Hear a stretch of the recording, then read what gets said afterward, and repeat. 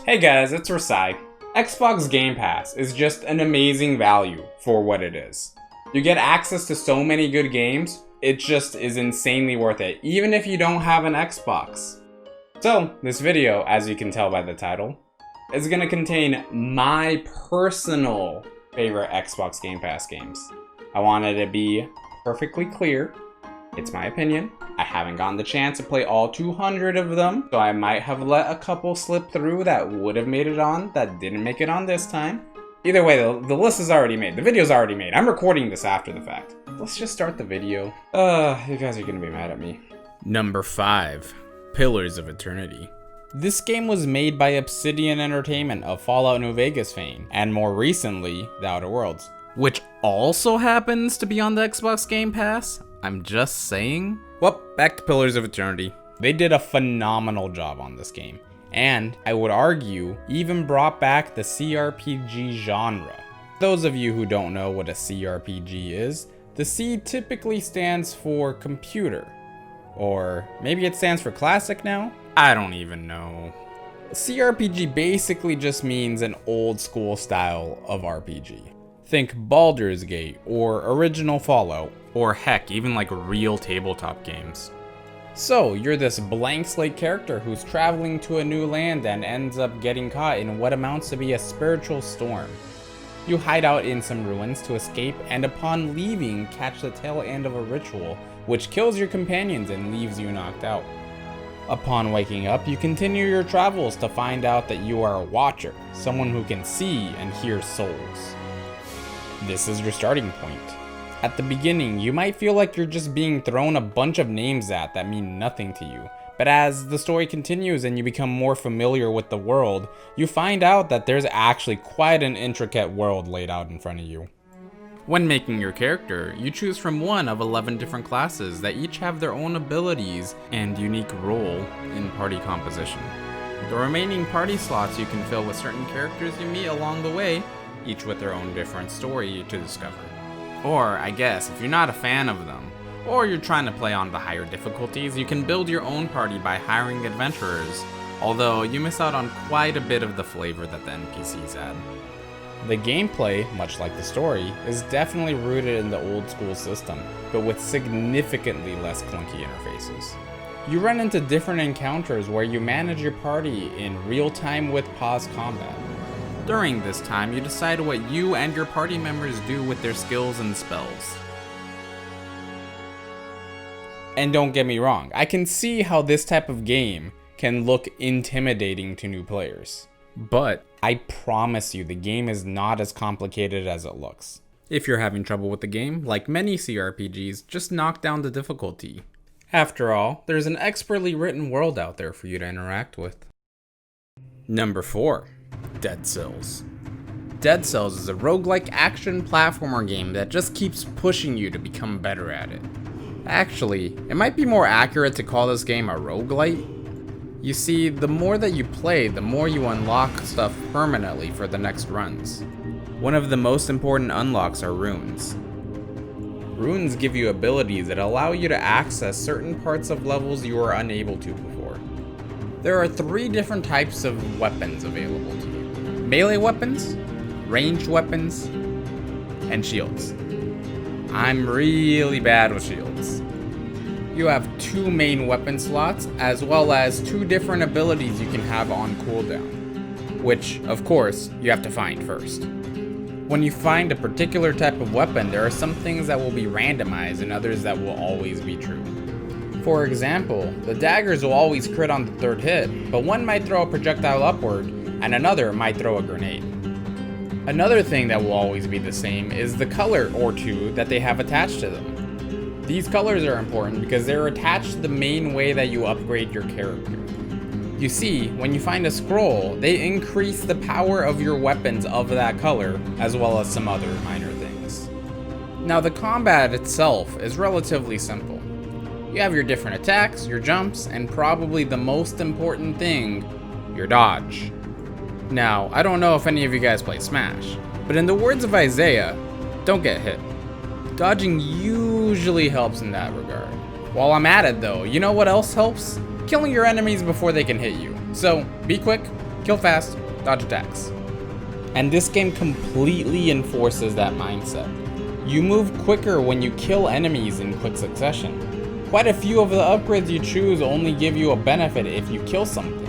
You even get bonuses whenever you finish a stage within a certain time limit, and when you kill a certain amount of enemies without getting hit. All of these different things combine to a pretty enticing experience.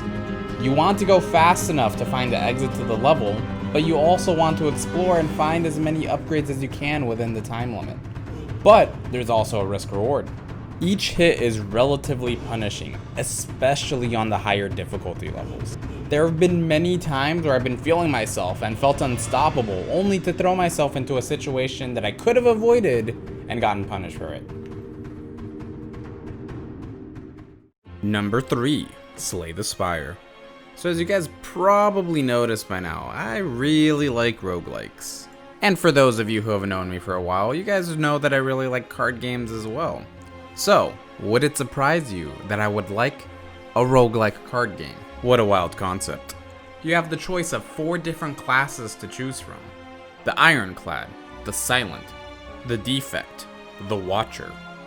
Ironclad focuses on building strengths for high power swings, and has a lot of good defensive options. The Silent, my personal favorite, focuses on low-costed cards, cycling through your deck and killing with a whole bunch of small damage. The Defect has control of different elements that provide different passives and status effects. The Watcher, a class I have played very much and did not just find out about at the start of making this video. The Watcher's focus is on her stances. Each stance gives a different bonus upon entering or exiting. If I were to describe this class in one word, it would be patience. All of these characters begin with their own basic deck that you must build around. Each card has a resource cost, the type of card it is, and an effect. Keywords are nicely shown right next to any card to get a more in-depth description of the card's effect. In battle, you're given a basic forecast of what the enemies are going to do. In most cases, I prioritize mitigating damage over dealing damage. This is because residual damage does add up, and 1 health really does matter. It can literally be the difference between beating the final boss of the run or dying. At the beginning of the run, you are given an overview of the different routes and what paths to take. Pay attention to what's on each rung because each symbol will give you a different reward and risk if visited. Every regular battle, you're given a reward and a choice to add 1 of 3 cards to your deck. Not that you have to, of course. Sometimes it's the right call to keep your deck consistent and not add anything. Elite encounters, while more challenging, give you powerful relics in the end. These are generally really powerful passives that have the potential to bring a run together. Towards the mid to late game of a run, sometimes you can just feel extremely powerful. And honestly, this is what makes the game so addicting. There's a wide variety of strategies, and with some smart thinking and risky ventures, you can make any run come together. Number 2, Hotline Miami. Hotline Miami is one of my favorite indie games of all time, hands down. Its Twitch-based combat is just masterfully executed. It oozes in style and its soundtrack is just fantastic. Side note, this game might be the only reason I even like this genre of music. I mean, just take a moment to listen to it. It's just, it's so good. I swear, I'm probably gonna make a solo video about this game at some point. Anyways, the top-down Twitch-based combat is just super tight.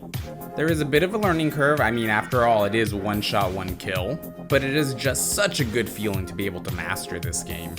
Now, when you first start playing, you're just going to be focused more on surviving what is being thrown at you. You'll learn to use doors effectively, you go in slowly and methodically killing people left and right, and then after beating your head into the wall, you end up finishing a level. Now, that is definitely one way to play, and it is how I first started playing, but the game is just challenging you, taunting you to get better. The game entices you with those multipliers. The game wants you to kill.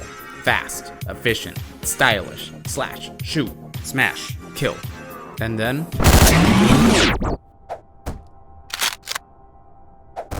it's over.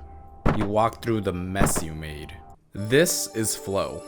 Hotline Miami is one of the best examples of flow that I can point to. For those of you who don't know, flow is the state of mind a player is in when they're right in between anxiety and boredom.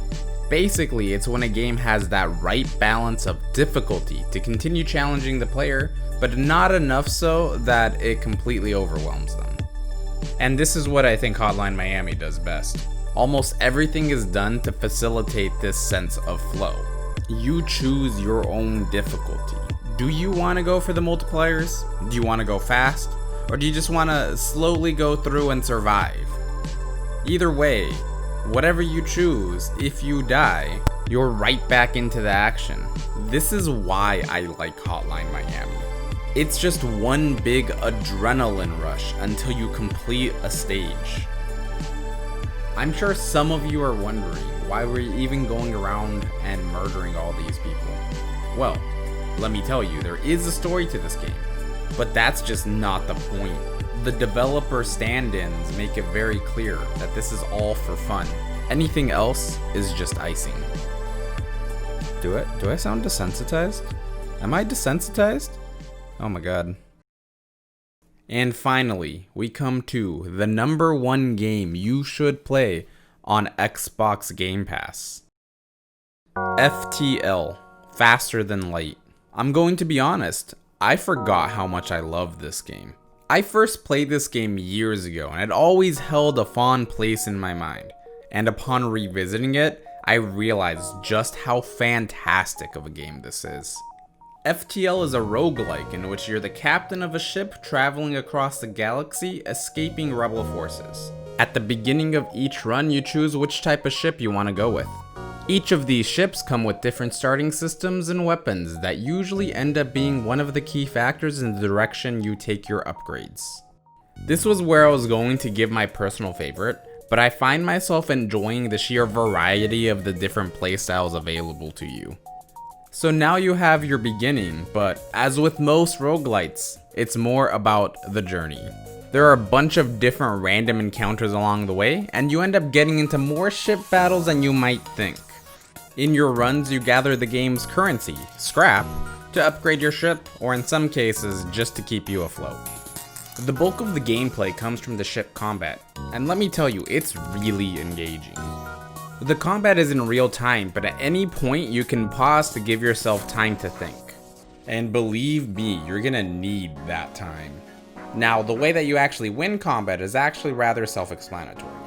The most common win condition, of course, would be to just destroy the enemy ship. Without getting into too many specifics, there are a bunch of different systems on the ship that all do different things. One of the most important, of course, being shields. Typically, this is the one that you go for first because it protects all the other systems.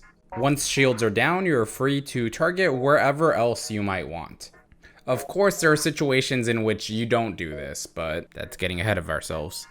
Now, this all sounds pretty simple, but ship combat is a two-way street. Whatever you can do to them, they can do to you. And let me tell you, you are quite literally going to be putting out fires left and right. FTL is just a blast to play. At times, you're going to feel like the most powerful ship out there, but then you'll make a string of bad decisions that end up being your downfall. And then other times, you'll feel like you're barely staying afloat just trying to get to the next station. Each run ends up being a blast to play, even if inevitably your ship does end up in flames. So, those are my top 5. If you guys think that I missed a game, definitely let me know down in the comments. I'm sure there's going to be quite a few people that are mad that I didn't include your favorite game. Either way, thank you guys so much for watching. I appreciate each and every one of you guys, and hope to see some of you guys around again. I forgot to ask to have you guys like and subscribe. I guess I also have a Twitch account. This is the end of the video, so you guys could click off already. You know, I'm gonna leave that in. This is me. This is how I talk. See you guys.